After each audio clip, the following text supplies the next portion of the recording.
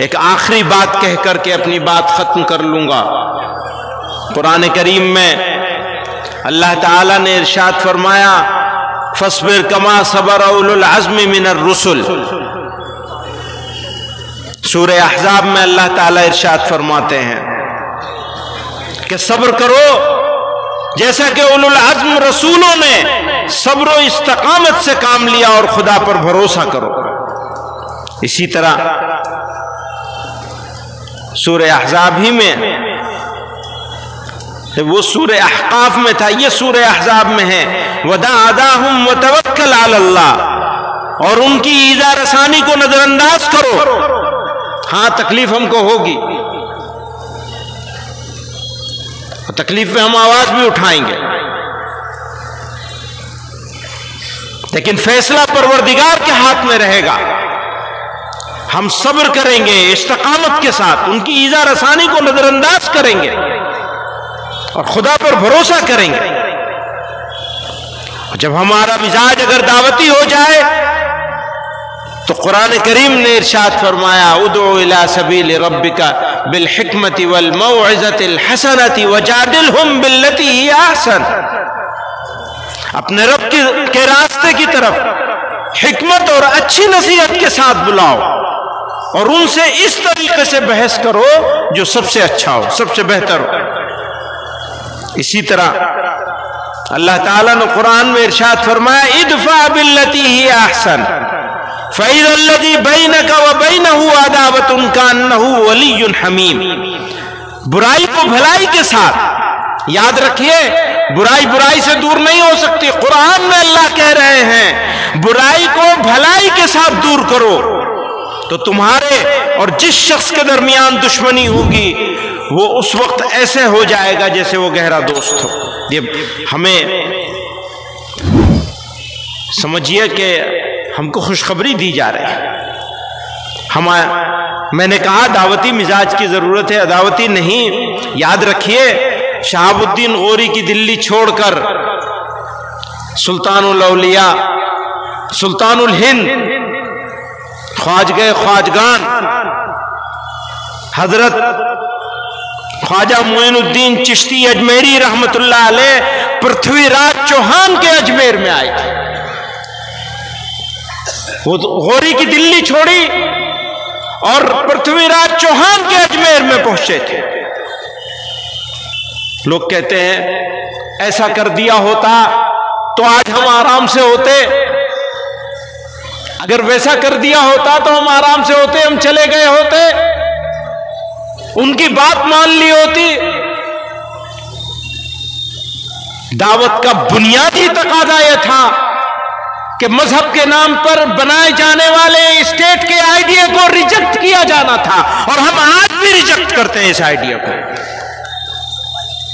इस तरह से नहीं, छोड़ दीजिए माइक को, बिल्कुल आपने पहले ही 1 घंटा खराब किया।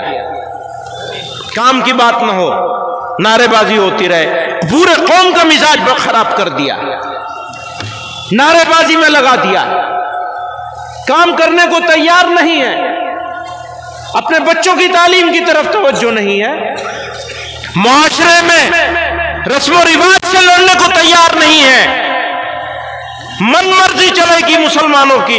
मुसलमानों अगर तुम्हारी मन मर्जी चलेगी तो फिर तुम्हारे ऊपर शैतान की हुकूमत चलेगी। जब अल्लाह की हुकूमत नहीं चल सकती, जब रसूलुल्लाह की हुकूमत नहीं चल सकती सल्लल्लाहु अलैहि वसल्लम, भैया दुरूद तो पढ़ लो कम से कम। उनकी हुकूमत नहीं चलती तो किसकी चलेगी? किसकी हुकूमत चलेगी? अगर उनकी नहीं चलेगी तो किसकी चलेगी? शैतान की चलेगी, जालिम की चलेगी। अगर जालिम की हुकूमत हमारे ऊपर चलेगी तो फिर हो गया क्या? फिर कौन सा इस्लाम है? किस मुसलमान की बात करते हो?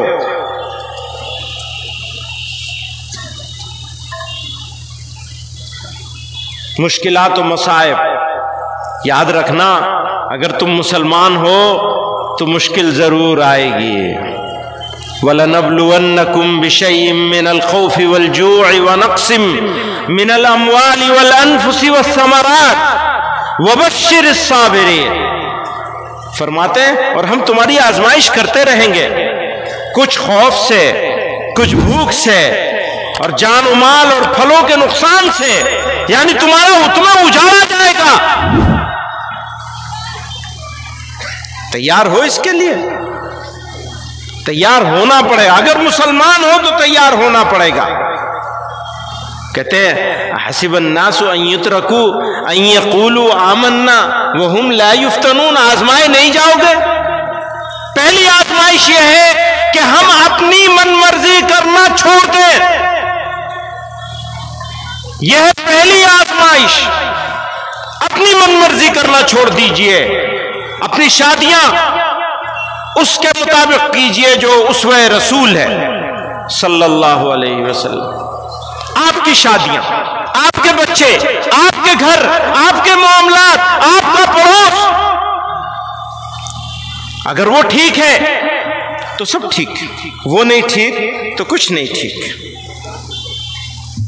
बुजुर्गों और दोस्तों, मैं अभी आ रहा था तो मुझसे बांग्लादेश के बारे में सवाल कर रहे थे। मैंने कहा अगर कोई गैर मुस्लिम किसी मुसलमान के दरमियान में रहता है